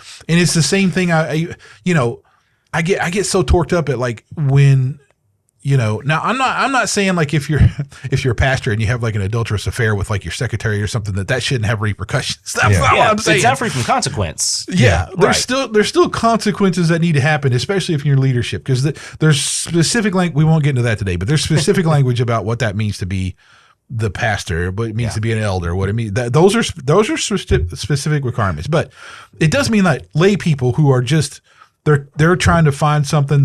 Maybe they've been hurt by it. And look, tons of people have been hurt by churches, right? Yeah. Tons of people. You and I both. Oh. Yeah. And so when I just want to encourage those who are listening here to like be the welcoming person that can be the example for change. Not that you are the one who initiates the change, but that you are the example of that. And you welcome those who are seeking redemption. Right. And that's what you're about when you're in the church. Like I'll be specific here. I used to dress up, and Brian can tell you at Encounter, I used to dress up a little bit when I went to Encounter, right? I don't do that anymore. The niceness. I really don't on purpose. Like I want to make sure that whoever walks through that door, if I can wear a ball cap that's got a flat bill on it or something, or having my weird shirt on or something, and they feel welcome. Like I got my Holy Name band shirt. I love to wear that thing because actually Holy Name's really awesome band anyway, but beside that point. But it's just like, it's intentional because, and now, okay, let me, I'll add to that a little bit but if I'm going to a quote unquote black church playing gospel and stuff, I have to go into that culture and meeting that culture in their circle. Now I'll do something different there. I'll disagree with you a little bit there. I don't think any church anywhere should have a dress code. They don't. Because they're not because I want to dress like a slob. Right. But how many churches have I been inside where someone shows up and they don't look great, but they're wearing the best they have? They shouldn't ever feel ostracized for that. I know. And I'm not saying that's the way I think either. Yeah. But I'm going to step into that cultural atmosphere, to be able to communicate in that cultural atmosphere without being seen as an ostracized individual, because I'm already going to be seen that way anyway. All right. So you got to think about it. I'm walking in as a drummer in a gospel group there's 99% black people in there, right? I'm like one of two white dudes, which is awesome, by the way. I just want to clarify that. I love it. It's freaking phenomenal. It's a joy. It's a joyous thing. And I will say this too, because we're worshiping the same God. Yeah. But I've never, and I want to say this. I've never been like, there's never been like a racial thing with that. Like I'm just qualifying that. I'm not saying there's ever been some kind of tension or whatever, but I'm just saying I have intentionality behind the dress that I'm doing, I guess, is all I'm saying, especially at our church, at Lanesville Christian. It's such a welcoming environment. I don't think there's ever been one person that walked through that door that didn't look around and go, I'm not welcome here. Yeah. Because everybody's wearing all kinds of different stuff, and there's all kinds of different people. There is, and it's freaking brilliant. But also let me say this too, because of this, I get a little, if you feel like getting up and putting a suit on and going to church, by all means, do it. If that makes you comfortable, do you, man. Like I've admired, especially some of the older folks in my church. Man, they are dapper when they walk in. Like, you can tell they got up at like 5 a.m. and pressed their suit and shave, got the old electric shaver out and they put the pomade in the hair. You can tell that they put an effort in. Why they do that, I'm sure they have their reasons. I think more what I'm trying to say is the Bible is a mosaic of different tribes and cities and the things that are out there. I think that's exactly what a church should reflect. You're not going to have, if I walk into a church and every woman's wearing a dress and every guy's wearing the same navy suit, I'm going to pause for a minute and be like, okay, I might stay, I might hang out, but I'm also going to be like, wow, like there's something, because I'm going to be in my get in loser, we're doing God's will shirt. Like I'm going to be in, I'll be wearing a band t-shirt. Yeah, I'm going to be wearing a ball cap. You know, that's who I'm going to be when I show up. Yeah. But I also think that to give credit to Reggie's point, if you're broken and you are in a very bad place, and the first thing that happens when you walk in is you realize you don't fit in, how much less likely are you to stay? To go back. Or even to stay. Or to stay, You're going to walk in and be like, hey, I don't own a navy suit or a dress, and you're going to leave and you're going to leave with a bad taste in your mouth. So I'm not saying that don't wear nice clothes. It's fine. But I'm saying nowhere in the Bible did I ever see anything that said, and God put on his Armani suit. It's don't be dogmatic about it. Yeah. Don't make that an issue. Yeah. Right. Don't make that an issue worth causing division over. Yeah, exactly. Right. There are some of those issues. That is not one of them. Yeah.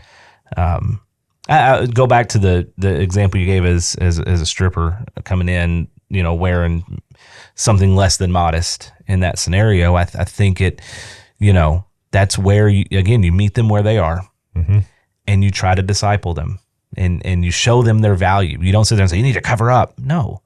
Show them their value. Show them why modesty is what's best for them. Yeah. Because they're worth more than that, right? They are worth more than what their body looks like. You were built in the image of the greatest creation in history. You are a sister in Christ.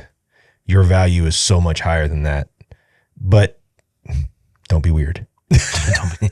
Well, I mean, even be weird, be weird. you. I mean, God's going to use you for what He wants to use you for. But like, you know, it's just the thing that a well structured, gospel centered church is the place for the sinner. That it's a sin hospital. You might as well call it at that point. And it's not that it's the place where you should celebrate it. It's the place where you should lead the people to another better path, right? And you can't do that if you're stuck on this, and you know, and you're not that you shouldn't feel some kind of wrongness towards a behavior or a lifestyle, but like it's still a person, and that person is still an image of God. That's the point you got to root your whole thing in, looking at them as they were molded and shaped just like you were. God never promised the perfect opportunity. He just offered the opportunity. That's right. Right? Like, it's never going to be perfect. Yep.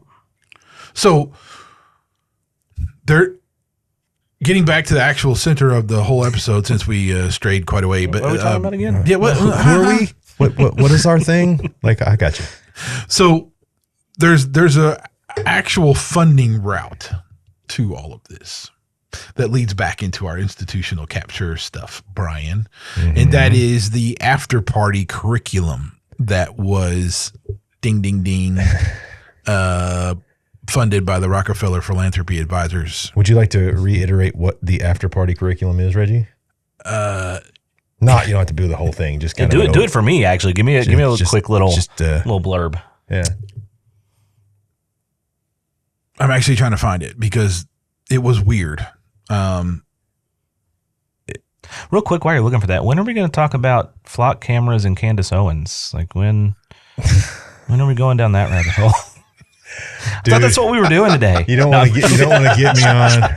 See, keep me away from that, please, because I will go full. I will go tinfoil hat. It just is. It's very, very weird. But let me see if I can find after party curriculum, which is honestly one of the most weird things. Like when we went over it, I can remember, but I want to make sure I'm saying it correctly. Oh, it's a collection of resources designed by the nonprofit Redeeming Babel to help you move towards better Christian politics. Right? Yeah, that's right.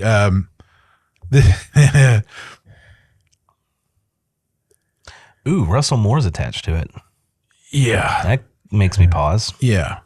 What happened to him? Anyway, sorry. That's a whole different conversation. But it was directly bent towards this idea of a political position and how Christians should be aligned a certain way and that kind of stuff. Yeah. I'm trying to find the workbook because when I looked at this before, Curtis Chang, he's the executive director. David French is a columnist at the New York Times, was also part of this, and Russell Moore, who, if you don't know already, is editor-in-chief at Christianity Today. As John Cooper says, Christianity yesterday. It is definitely has some controversy surrounding. I'd say Russell Moore was at Southern when I was there, back when I went to college at Boyce, and he was, man, I just thought he was so solid, and man, some of this crept into him. Yeah. And it makes me it's heartbreaking for me because it's people that I've looked up to, and you look at me like, man, what happened? I personally just look at across the board. Like, I think the real tragedy for me is you have people out there that have an audience, that have a gift for speaking and have an audience, but their doctrine is corrupted. I mean, you know, you look at guys like Crespo Dollar and Stephen Furtick, and you just go down the list of these people that you have this glorious opportunity in front of all these people to preach a true and right gospel, and you are just setting it on fire. But like, one could argue, would they have gotten as big as they did? You know, that is definitely a valid conversation. And I don't know the answer. I don't either. You know, but I think part of all of this that we're talking about, as far as the progressive church is exactly that. It's the opportunity to unsave the possibly saved. You know what I'm saying? Like it's really strange that Clip that line, by the way, guys. That was great. You're unsaving the possibly saved, which really is kind of frustrating. But at the same time, you have, you know, people, and you've met those people. They're searching, right? They're broke and they're searching. And instead of going, man, I need to speak some truth into this person, is, man, I bet you if they join this church, the coffers would get a little deeper. Man, I bet you if they join this church, I can afford my $15,000 pink fishnet T-shirt. Like that's see what car they drive. They have a Tesla. And what frustrates me too, and I think that rolls back into this whole social media end of it. You got to quit listening to Instagram preachers, man. Like any preacher can have a moment, where they seem very fervent in what they believe. But what you have to do is look at the root of what they're saying, not the excitement that they're saying it with, and not the passion that they're saying it with, and not the, you know, all those things are great. A great example is that, God rest his soul. Oh, God rest his soul, is Vadi. Like Vadi was a super passionate, strong man, but he was so sound and so right and so understanding of the word. And what breaks my heart is there's men like that out there, and they are just not getting any attention. So the after party. Let me say this. Yeah, let's roll. After party. I had to reframe this because I did so much research for this. I kind of lost track of what's what. To be fair here, sorry. What it was an attempt to. It was this shrouded with non-political, how to be a Christian and not be this or that. But then at the same time, they're tweeting things about if you're leaving the GOP, find other left-wing people, all this kind of stuff. It was very much, it used language like justice and love and all this kind of stuff. It was very much the leftist wording of a Christian themed propaganda literature. I'll just say that, right? And I guarantee you it had nuggets of truth in it. Oh yeah. All of this does, right? Yeah. It has little moments where you're like, okay, actually, no, that is right. Yeah. But that's just this much. But it's just enough to make you want to keep listening. Correct. But the funding of it is where this is critical, okay? And this is why it leans into the instance of capture part, right? It's the Rockefellers freaking Philanthropy Advisors group, the same Rockefeller who did the whole pamphlets back in 1922, right? It's Hewlett Foundation, who's also Planned Parenthood's second largest donor. It's, One America Movement. Those are all very much politically left-leaning Marxist, donor organizations who are creating Christianese literature for those who are not as savvy with their Christianity to kind of find something and pulling them to a certain political agenda for a purpose. That's the point of this whole thing here I wanted to make, is that it's once you follow the money, you quickly see where this is rooted in and where it's trying to go. It's not trying to get a Christian body to be more open to and dismantling all these ideas or whatever. It's not. It's actually trying to get people into with the right language and all this stuff, using propaganda to get somebody towards a certain ideology. Well, let's be clear. If you've read anything from Karl Marx or Gramsci, you're going to know that they understood that religion was the opiate of the masses. Absolutely. So if you think that the Marxists are not going to use that weapon, well, no. I mean, go all the way back to Genesis 3. How was Eve tempted to sin? It wasn't by saying like it was questioning what God said. Yeah. Which is what we're doing with what progressive Christianity is doing. It's did God really say? Yeah. Right. Does this really mean that? That's what we hear today, right? Does it really mean that? Did he really say this? And can we really say that abortion is wrong when women don't have a right to choose? Exactly what he meant. Right. It's the exact same tactic from the Garden of Eden. Yeah. It just gets repackaged and put it in different bows, get put on top of it.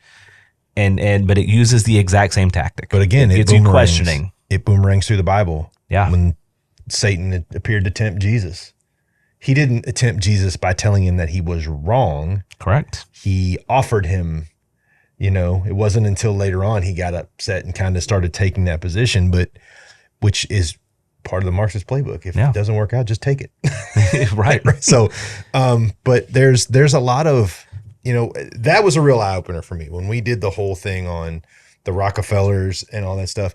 Dude, that blew my hair back because I had read a little bit about it, but I really didn't understand progressively how it had moved through that way. And when Reggie kind of opened, we'll call it Pandora's box, dude, I was like, what is happening? What kind of paranoid, weird stuff has been happening all my life? Sounds like Reggie's good at that. He is. He makes the worst fearful part of my brains become really active. But that's okay. In the best possible way, In the best right? possible way, yes. Well, it's tough. It is tough to do that because at the same token, you have to. So I spend so much time like going through stuff and like digesting all these things, and then trying to put it here in an hour, and it's like you try to cram as much. It doesn't work sometimes, but I get to a point where I just start separating them into 2 episodes. I'm just like, you know what? Yeah, I just got so much more to think, say and talk about. But I know. So I think there's a couple more things here to before we get to really the end here. Evangelical is a term that was coined by Blake Cheston in 2016. Wow. He even had a book called Evangelical and Beyond, and it was it's really it's I didn't read it. I'll just say that, but it's definitely a reference point for a deconstruction movement that's there. The whole social media movement to have like a freaking hashtag and announcement of this whole thing is ridiculous itself, which is also becoming a thing. But I will let me just clarify this just to make sure that the point's being made is that deconstruction as taught begins by relocating authority. Lived experience is more valued over the text. And that's actually going back to where Machen said, and where he said naturalism is the therapeutic dress, right? Yes. So the authority moves first. Examination that follows is definitely not a Brennian sort of attitude. No. And it's, it's an interpretive thing. And, right? and it's rooted in, well, you can talk about authority, but also one of the things I was thinking of earlier, I think you mentioned it in their 8 points, radical compassion. Man, we're going to compassion ourselves straight to hell, essentially. Suicidal empathy. Yeah. We dare not tell anybody they're wrong ever.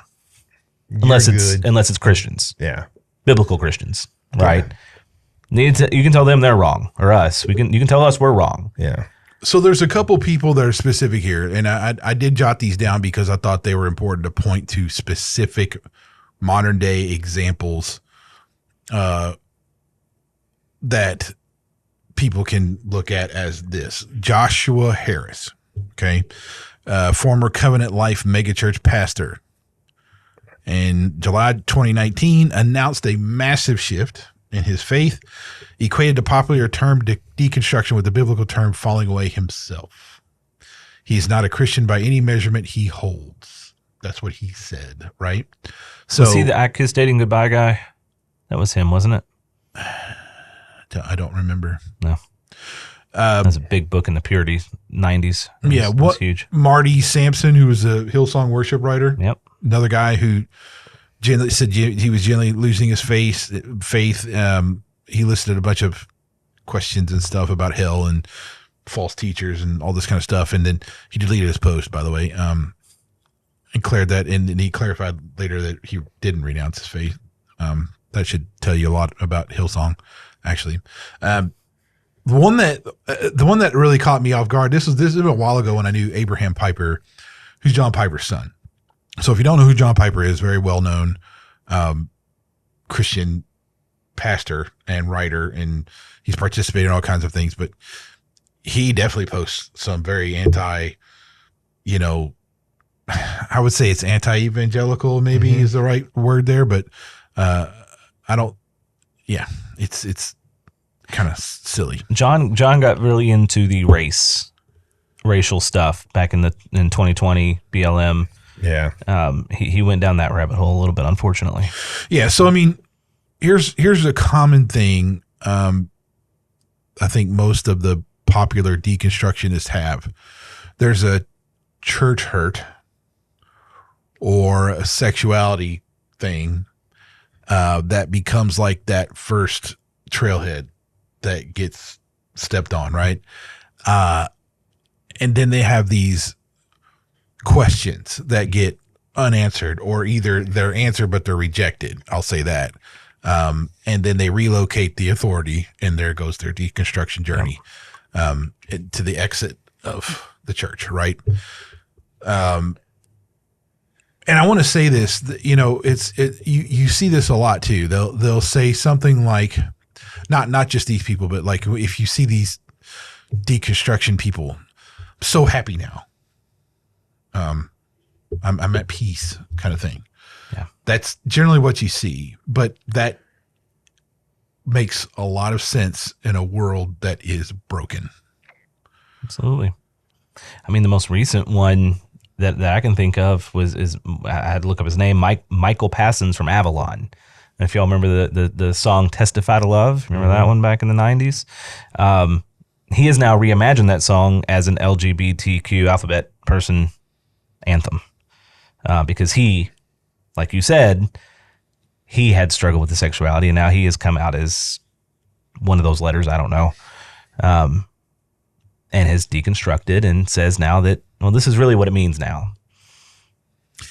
It's just so again, this is what happens when you allow the authority to shift, and then you use poor. How do I put this correctly? You just don't look at Scripture the same way anymore. You take it away from the text. You put more authority on yourself. You read the Bible like a fairy tale. Well, and you redirect it towards a personal agenda rather than a redemption thing, or like you reclassify justice. You take love and just distort the crap out of that. That kind of thing.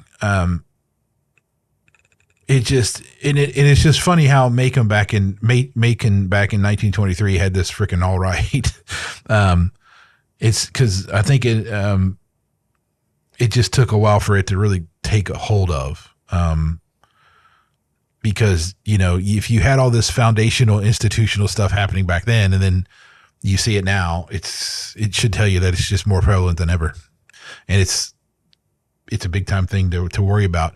So, I guess, Brad, what I would ask you, why is this so important? It's important because the truth is at stake, ultimately, and souls are at stake. You have and I'm not using the word conservative as a political statement, but you have a conservative look at the Bible and view of the Bible, meaning we are conserving the truth, and we are trying to preserve that, right? And you have this twisting of it that makes it completely unrecognizable, and people who believe this and believe this way also believe they're going to heaven, and they are going to be in for a shock when they get to the throne room, and he says, "You said, Lord, Lord, depart from me, I never knew you." Yeah. You say you did all these things in my name, but I never knew you. That is a haunting verse. Mm-hmm. And I think it's haunting because of an issue just like this. People who believe wholeheartedly, passionately, that they are right? And that they can look at the Bible and say, well, it doesn't really mean this, and it doesn't really mean that. I can make it mean what I want and still go to heaven. That, to me, is why this is important, because people's souls are at stake. I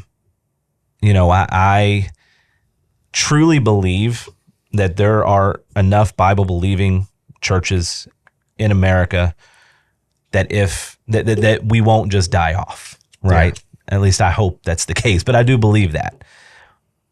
But boy, it's becoming a lot harder to really dig in and find one, I think. Yeah. And I think that's another reason why this is important, because we're starting to lose some ground in that. I mean, there's a reason why Islam is becoming the concern that it is in the West, because of stuff like this. We have just decided, well, truth is whatever we want it to be. Yeah. Here's a better question. Sitting amongst three men who are men of faith, I think we're all biblically solid and grounded. How do we help in the stemming of the tide in this situation as individuals? Like we can tell what the church should do all day long, mm-hmm. but we play a part in this. So how do we as individuals, men of faith, I think we all have influence in our circles, and how do we start to right this ship? I got you. Everyone should start a podcast. No, I'm just kidding. Sweet. I'll stick to this, and this is where I'm at with pretty much all of this. I'd rather be a Barinian. And the antithesis of deconstruction is the Barinian attitude. Mm-hmm. It's not that you realign authority. It's not that you actually have to take and examine the scriptures daily. Yep. And everything carefully, and hold fast to what is good. And look, if you want that, it's at Acts 17:11, 1 Thessalonians 5:21. I'm just telling you right now, that is that whole thing Paul wrote in Acts and Thessalonians is directly applicable to the deconstruction movement, because it gives somebody another path that isn't just out and out heresy. Yeah. Okay. It's fun. I am okay. Let me put it this way. Me personally, I'm the most analytic and skeptical person you'll probably find. I have to know the nuts and bolts of something before I'm comfortable with it, period. It's why I almost even now live in an existential crisis, because I'm always like, I can't know if infinity is real and all this stuff. And it's like, it plagues me because I'm very intellectually hubris in that manner, because if I don't know something, I freaking freak out or whatever. But then over that, though, is a faith grounded in the gospel, which tells me I'm going to be okay, and it doesn't really matter, So that's a Bernian attitude towards something I can't know. That I just say, okay, it's a paradox. No one can ever know this until your lights go out and you go to meet him. This is all there is. It's the same thing with all this stuff about when you have questions about your faith or God or creation or love or marriage or whatever the case may be. This is where we as the church have to be the point that people feel comfortable to say, yeah, but what I'm struggling with this, and I just can't grasp this whole, like, how God could let something terrible happen to Ethiopia, or that earthquake that killed 40,000 people. How did he let that happen? Those are questions that we need to be comfortable and sit here and answer. Absolutely, right? It's the same thing about love is love and all this other nonsense. We got to be able to say, we got to clarify those things and be able to be ready for those conversations in a loving manner. Yes. And it's like, it's their people. So it's not about like hating the people. It's about, you can be disappointed. That's clearly fine. But it's looking at somebody who's questioning things and may have a different perspective as an image bearer of God, and approaching them in a way that you're lovingly guiding them towards the truth. And you actually have to be standing on solid ground. Yeah. You have to have a foundation in what is real and true. Yeah. That's important, right? Yes. If you're not picking up your Bible, if you're not read it, if you're not studying all that kind of stuff, how are you going to do that?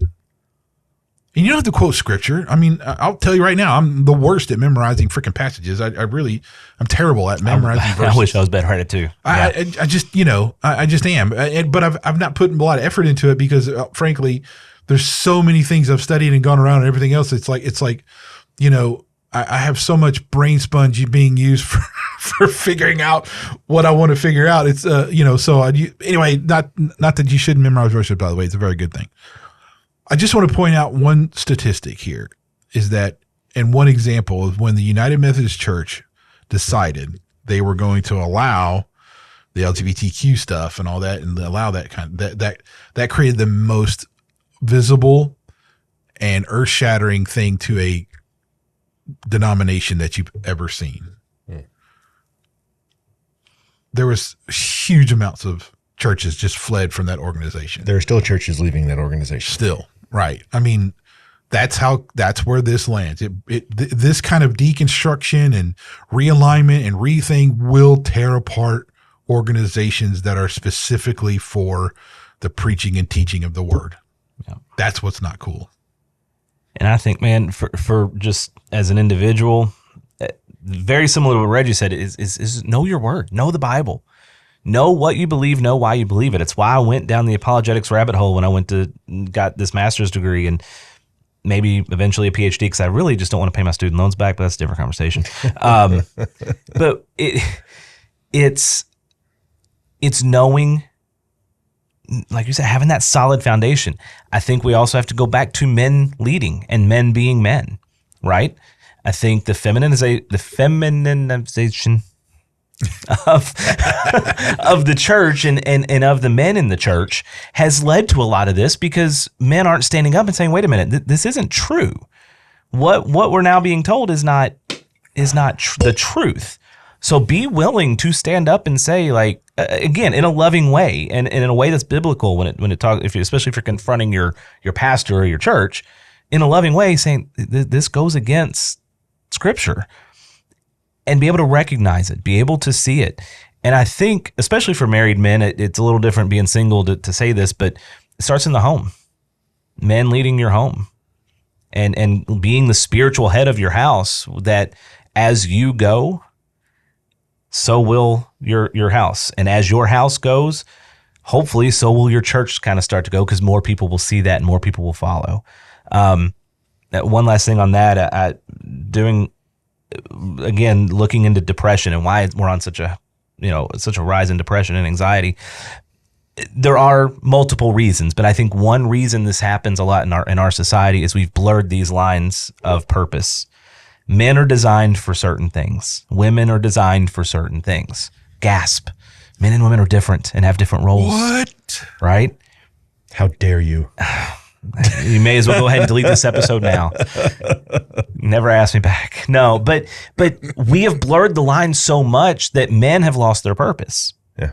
Women have lost their purpose. So depression spikes, anxiety spikes, all these things spike because we're not doing what we're supposed to be doing, what we're hardwired to do, hardwired by God.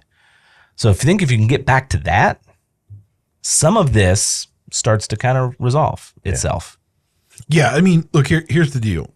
That may be oversimplifying it, but I just want to encourage those who are looking at this and saying, I have questions. Here's the real truth here. Your questions have answers and real answers. There is a designer behind the design, and the door back is open. Christianity has never shunned questions. Yeah. It welcomes investigation. Baranian. It welcomes it. I mean, I finished reading, it's an older book, but I finished reading Seeking Allah, Finding Jesus. Nabil, I can't remember his last name, but he talks about his journey from a devout Muslim to a believer. He's a good speaker too. Yeah. Did you know he passed away? No. I got an updated version of the book, and toward the end of the book, they had some just extra excerpts from other people that had written. And I've started seeing them talking about him in the past tense. I'm like, what happened? So he did. He passed away, and there's somewhat recently. But anyway, we don't shy away from questions. The Bible does not shy away from questions. Ask your questions. David asked questions. Job asked questions. Mm-hmm. Right? John the Baptist, sitting in prison, said, "Hey, go ask Jesus. Is he the one?" Yeah.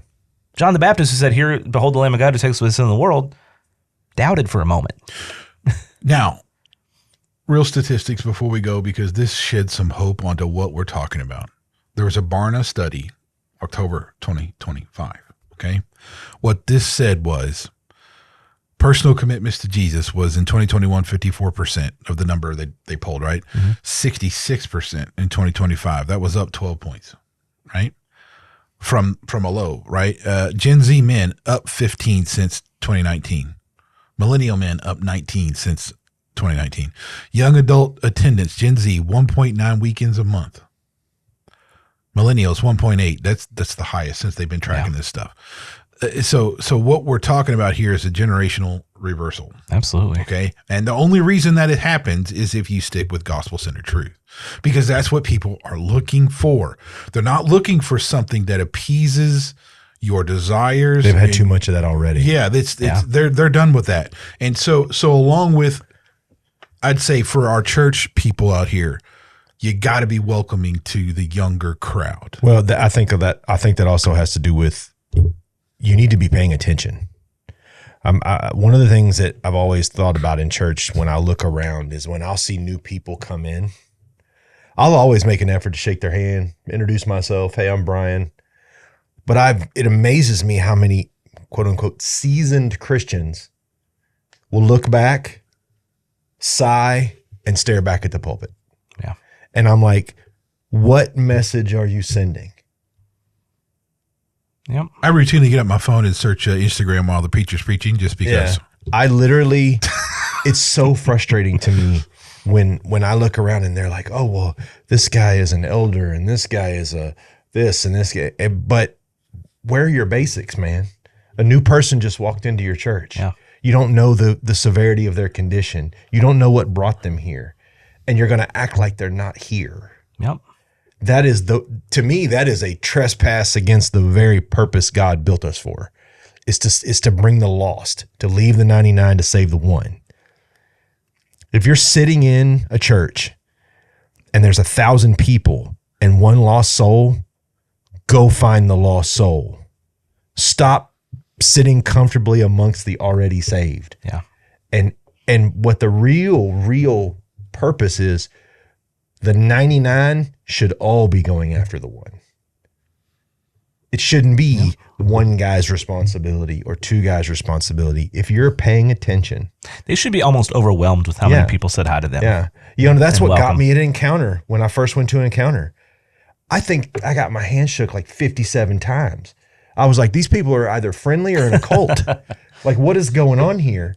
And then within days, I knew people. I had phone numbers. I was making connections and contacts, and I had been invited to the pastor's home for dinner with my family. And I was like, I feel loved here.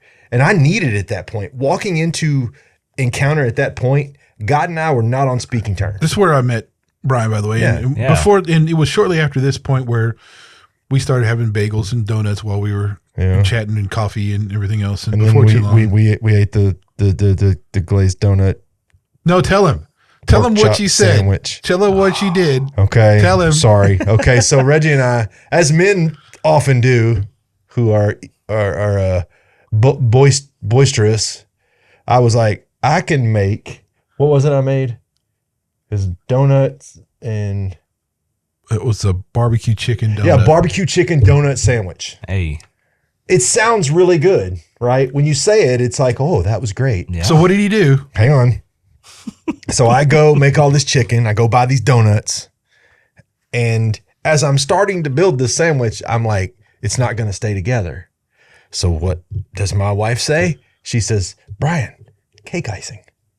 She's like, it's sweet already. Oh my gosh. Just get some vanilla cake icing and just kind of spread it around the sides to hold the sandwich together. And I was like, that sounds engineeringly possible. So I ran to the worst place to buy cake icing on planet Earth, Dollar General store, because it's probably expired. Probably. And I bought cake icing and I brought it back. And we're at a men's thing. There's like, what, 20 dudes here?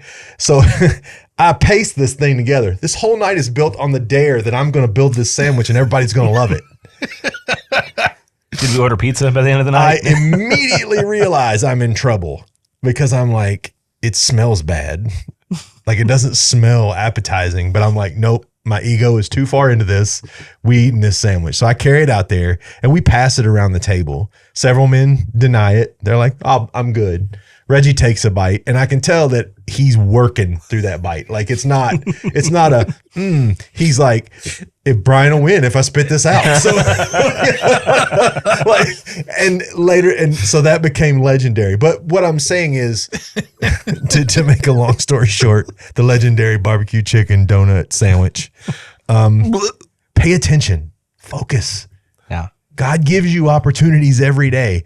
Reggie knows me. I will talk to anyone. I don't care what. You could be like, "Bleh," and I'm going to sit down at your table and talk to you. And I'm going to find out what your deal is, right? Yeah. Like, I want to know about you. Like, I've had people literally go, you're weird. And I'm like, Thanks. I'm just chilling with, thanks, man. I'm, Yeah. but that is where the most effective conversations happen. Hey, how are you? I am super glad you're here. My name is Brian. Is there anything I can get you? Any information? Would you like a refreshment from the coffee bar? Can I find you a seat? Do you have anybody with you that you'd like to sit with you? If you have any questions, please allow me to answer them or find somebody who can. And I hope to see you after church and talk more, right? I don't go up to them and throw a Bible at them and like touch them with my chain and hope they don't catch on fire. Are you a 3-point Calvinist or you a 4-point? Where are you on that scale? But now? my thing is pay attention. Everyone pay attention. Stop checking the box. Stop being like, did my Jesus today? I'm going home. No. Our calling is 24/7. Our calling doesn't stop when church stops or when we're not in the building or it's heartbreaking. It's heartbreaking because I realize that if people would have stopped with me, where would I be now? Right? And they didn't stop with me. They had hard conversations. Reggie and I have had many hard conversations at times about where I'm at in my faith. I'm okay with that. I'm okay to be challenged. Yep. As long as you're coming at me with love and understanding, I'm okay with being challenged. But we've got to stop sending the one. We have to all be paying attention because that is where we lose in church is when that lost person comes in and they're just looking for comfort, man. They're not looking for Jesus at that point. They're not looking for salvation. They're looking for acceptance. Where can I go to where I can be broken and honest about being broken and just feel loved and understood and not necessarily understood, but accepted? Yeah. And I think that's the biggest fail in the church, that and the lack of testimony inside the Jude church. 3, Jude 22 and 23, right? Contend earnestly for the faith once for all handed down, and have mercy on some who are doubting. Yeah. Yep. That's the whole thing. This is RB Talks. I'm Brian. I'm Reggie. Oh, and I'm Brad. See you next time. See you next time. Thanks, guys.